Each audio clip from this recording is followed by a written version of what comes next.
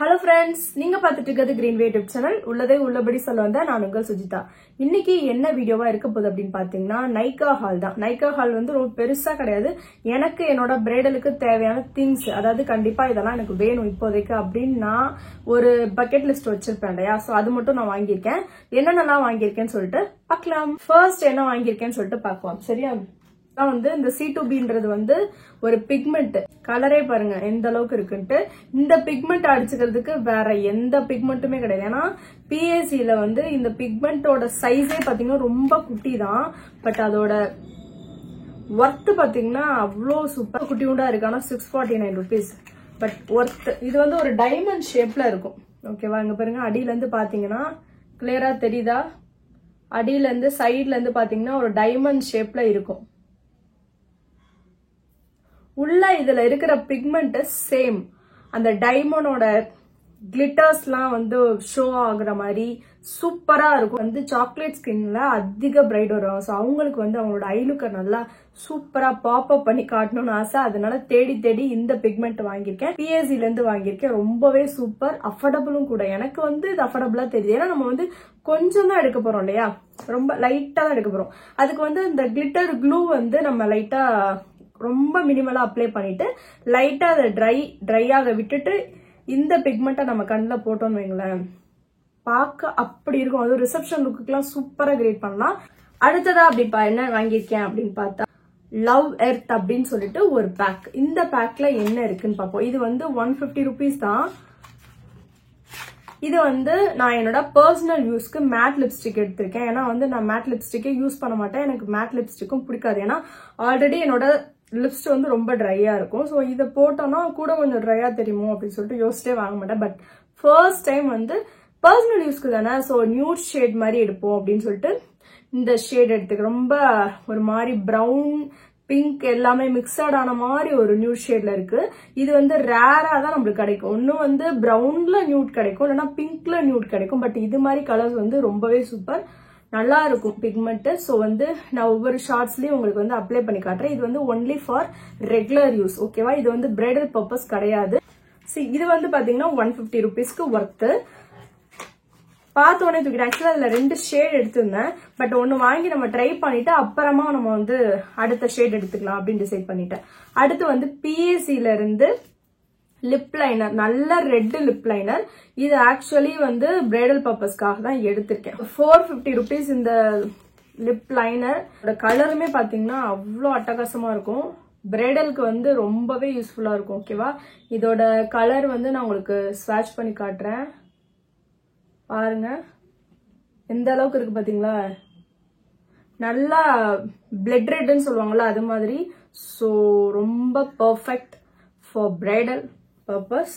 ஒரு நல்ல ஒரு பேக்கேஜிங் கொடுத்துருக்காங்க. இது ஒன்று வாங்கியிருக்கேன்.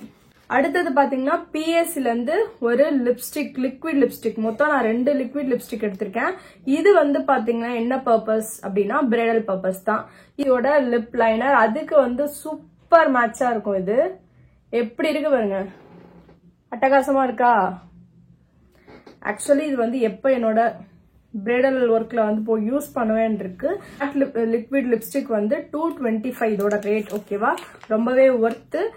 அஃபோர்டபுள்ல தேடிட்டு இருக்கீங்க லிக்விட் லிப்ஸ்டிக் அப்படின்றப்போ PACல போயிட்டு நீங்க ஒரு 2 ஷேட் வாங்கிக்கலாம். ஒன்னு பிங்க், ஒன்னு ரெட் வாங்கிட்டீங்கன்னா பிரைடல் பர்பஸ்க்கு நம்ம யூஸ் பண்ணிக்கலாம். ஃபேவரட் எப்பவுமே இதுதான் என்னோட ஃபேவரட். கிளாஸஸ் வந்து நல்லா வால்யூம்டா தெரியும், வாட்டர் ப்ரூஃப் கூட. அதனால அடிக்கடி நான் இதை பர்ச்சேஸ் பண்ணுவேன். என்னோட நைகா வேலட்ல எடுத்து பாத்தீங்கன்னா கம்பல்சரி இந்த ஃபேஸ் கனடால மஸ்காரா கண்டிப்பா இருக்கும். சோ இதோட ரேட் வந்து 449. இதுவுமே என்னோட பர்சனல் யூஸ் தான். சுகர்ல இருந்து பாப் இந்த லைனர் எடுத்திருக்கேன். அதிகமா லைனர் வந்து எனக்கு காலி ஆயிட்டே இருக்கும் மஸ்காரா கம்பேர் பண்ணும்போது. ஒவ்வொரு சீசனும் ஒவ்வொரு மாதிரி இருப்பேன். ஒன்னு வந்து ஃபுல்லா லைனரா யூஸ் பண்ணிட்டு இருப்பேன், இல்லைன்னா ஒரே மஸ்காரா யூஸ் பண்ணிட்டு இருப்பேன். காஜல் மட்டும் யூஸ் பண்ண மாட்டேன். ஏன்னா காஜல் வந்து அதிகமா யூஸ் பண்ணா கண்ணு எனக்கு எரிய ஆரம்பிச்சிடும். அதனால இப்ப ரீசன்ட் டேஸா ஃபுல்லா லைனராவே போட்டுட்டு அலையிறேன். அதனால லைனர் வந்து எனக்கு தேவைப்படுது. ஸோ ஒரே ஒரு லைனர் எடுத்துக்க. 219 வாட்டர் ப்ரூஃப் தான் சொல்லியிருக்காங்க, ஸ்மஜ் ப்ரூஃப்னு சொல்லியிருக்காங்க. பட் வந்து ஸ்மஜ் ப்ரூஃபா இருக்குமான்றது எனக்கு தெரியாது. ஏன்னா ஆல்ரெடி இதை நான் ஒரு தடவை யூஸ் பண்ணிருக்கேன். அந்த அளவுக்கு வாட்டர் ப்ரூஃபா இருக்காதுன்னு நினைக்கிறேன். இது ரொம்ப ஃபேவரட்டான பார்ட். ஓகேவா. இது வந்து பிஎஸ்சில இருந்து ஐஷேடோ பேலட் எடுத்திருக்கேன். என்னோட ஷார்ட்ஸ் பார்த்தவங்க, என்ன ரெகுலரா ஃபாலோ பண்றவங்களுக்கு தெரியும். என்னோட ஐஷேடோ வந்து அதோட மிரர் ஆக்சுவலா உடஞ்சிருச்சு. அது உடஞ்சதுல இருந்தே எனக்கு மனசு அவ்வளோ கஷ்டமா இருந்தது.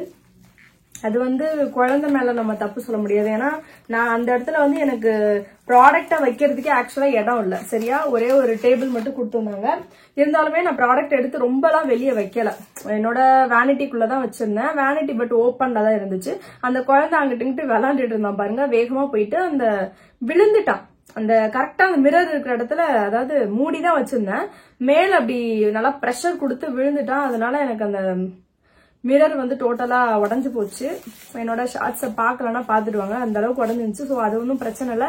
அந்த மிரர் ஃபுல்லா க்ளோஸ் பண்ணிட்டு அதை ஃபுல்லா காலி பண்ணிட்டு எடுத்து விட்டுட்டு அதுல ஏதாவது பிக்சர்ஸ் மாதிரி ஆட் பண்ணலாம், இல்லைன்னா மிரர் ஆட் பண்ணலாம் அப்படின்னு சொல்லிட்டு ஐடியா இருக்கு. என்ன பண்ணலாம்னு யோசிச்சுட்டு நான் டிசைட் பண்றேன். இது வந்து ஒரு அழகான பேக்கிங், சூப்பரா இருக்கு. எனக்கு இந்த பேக்கேஜ், இந்த ஐஷேடோ ரொம்பவே பிடிச்சிருக்குங்க. பேக்ல இதுல இருக்கிற ஷேட்ஸ் தான் வந்து இந்த இதுல இருக்கும். ஓகேவா.